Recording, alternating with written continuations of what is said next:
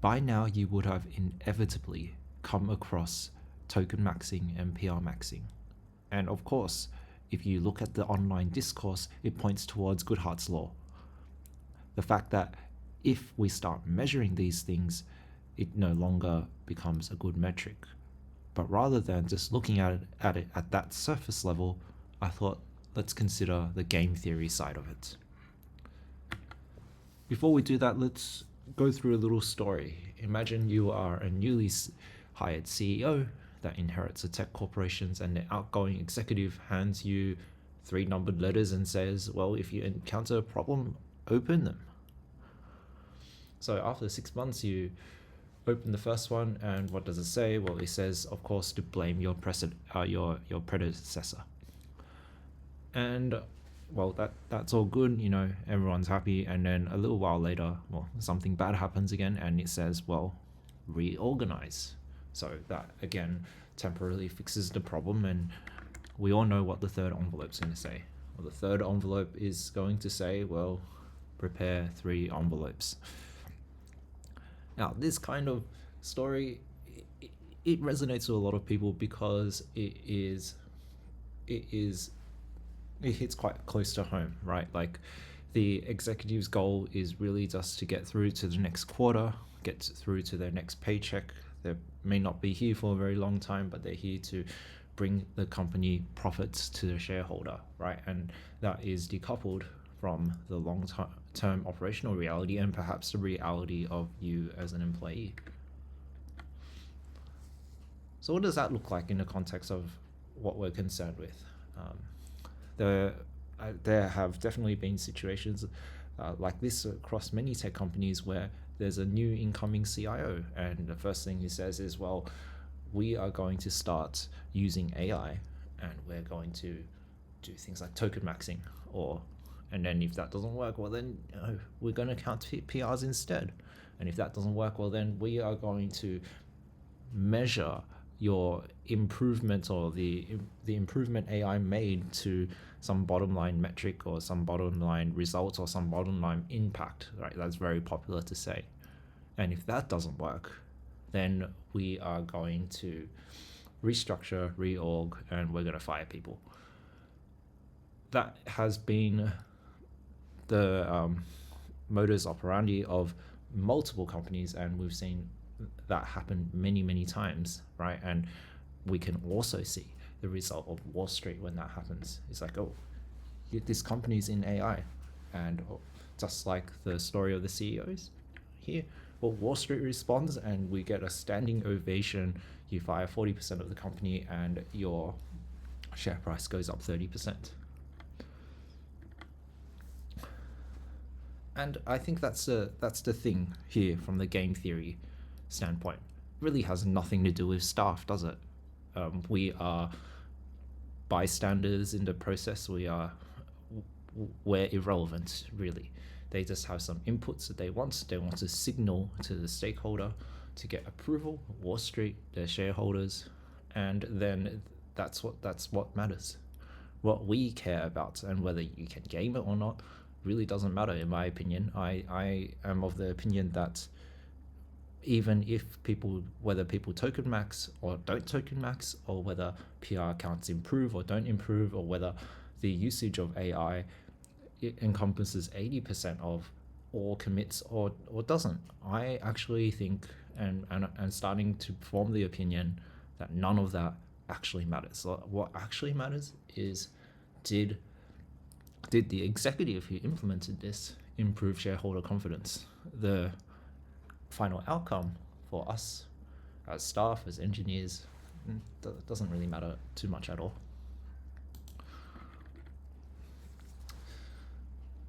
And yeah, one reason for this is like it's entirely asymmetrical. We, as the employees, we're on the other side of the fence. We suffer the consequences, and I think we can all see that, right? Like, for the executive themselves, if they are right, well, they win. If they are wrong, it doesn't matter. There's no consequence. They don't have skin in the game. They don't have anything that they need to worry about. And in fact, you don't even have to blame your predecessor anymore. I think one of the biggest challenges is that other companies have done it, so that what ends up happening is shareholders expect you to follow, right? So if one large FANG company does this thing and your company doesn't do it, they're going to ask questions. Why not? Why are you not using AI? Why are you not token maxing? Why are you not counting your PRs? Why are you not doing X or Y? Why are you not using the latest AI model, or ensuring that your workforce is using or maximizing AI to drive impact? I think that's the largest challenge here, that the incentives are just not the same between executives, the shareholders, and the general low-level engineer. And I think the other angle of this, and I alluded to this around people following the large FANG companies, is, of course, if we take an even greater step back, is it all probably started with Elon Musk and Twitter, when he literally reduced their workforce, I think from, must have been 7,500 to around 1,000 something people. That broke that trust and expectation that many people, or at least when I say many people, I mean software engineers, had of organizations. And all of a sudden organizations were sort of looking around and saying, hey, we can do that. We can just release 80% of the workforce, and you get a little bit of backlash, and then everything blows over and no one really cares. And I think that was a massive turning point. And there are definitely other instances I can think of where software quality has continued to erode, and the consequences for senior management or the company is fairly minor. And of course, like, one thing that I can think of related to that is definitely GitHub. GitHub's woes about their SLA breaches and the stability of their platform is widely documented. I'm pretty sure they probably have like lower uptime than even your mom and pop software store, even though they house so many more critical functions. They pop up like every month on like Hacker News, for example, saying, oh, this thing is down again for another couple of hours, or GitHub Actions don't work, or GitHub Actions have this bug that makes something run for an indeterminate amount of time because of some random check in the bash file that checks for exact string rather than a float or something like that. And I think that this has normalized the general public, or the non-technical person's view of what an acceptable SLA is. After all, if a company like GitHub, an extension of Microsoft, can have such large B2B sales and have this level of quality, why should we strive for a higher level of quality? Why should we think about hiring more staff? Why don't we hire less staff and get away with more? I think that's the one thing that has constantly challenged executives making decisions and their thought processes. Of course, this has led to this bifurcated economy between the capital side and the labor side. We can see this in the share prices of semiconductors. They have just gone up like crazy. And people are very invested in the AI stocks, and also everything AI adjacent, such as utilities and data centers and so on. Whilst on the other side, on the labor side, it's contracting. There's a constant hiring freezes. There's, of course, layoffs, the FYI, that has just more and more layoffs added all the time. RSUs are disappearing in value quite noticeably, and the high living costs, return to office kind of scenarios, just means that people feel like they're earning less and less as opposed to more and more.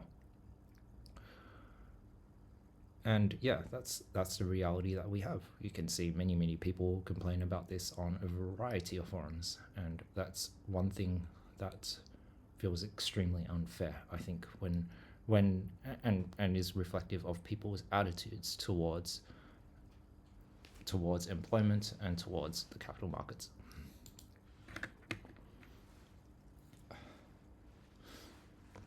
So that's how I see things from a game theory perspective.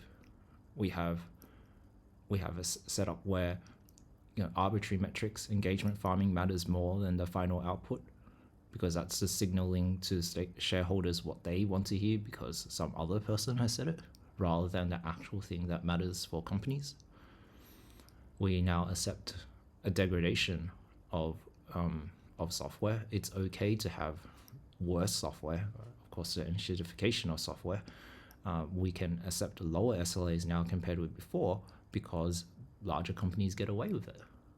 And of course, if all goes wrong, well, we always have reorganization, we always have layoffs, we can always blame the person before us, or we can always blame one of the fangs, we can always blame Meta for what has happened. And I think that this is a very broken system that has probably lost all trust with the general engineer, unfortunately. So finally, what can we do about it? I think it's kind of hard, but the first thing is just being able to recognize and acknowledging that this is the setup that we have. Of course, being able to predict that this will happen is not very useful if we don't understand like the incentives. So I think that's the challenge that I see with people, including myself, where we can see that these metrics like tokenmaxxing and PR counts and so on, even amongst colleagues, they're like, well, this is stupid. Like this isn't helpful. Maybe like the infra team can pump out like 10 PRs a week, and all they're doing is changing like Helm charts, as opposed to the product team or the backend team that actually have to deliver features. Is that fair? Of course, like we can all see that. But I think going beyond that, it's acknowledging that it's mostly a red herring. The actual goal of doing these things is this engagement farming and trying to maximize shareholder value. And looking at that is probably where you'll be able to make the best choices and make the best choices and come up with the best conclusion for yourself.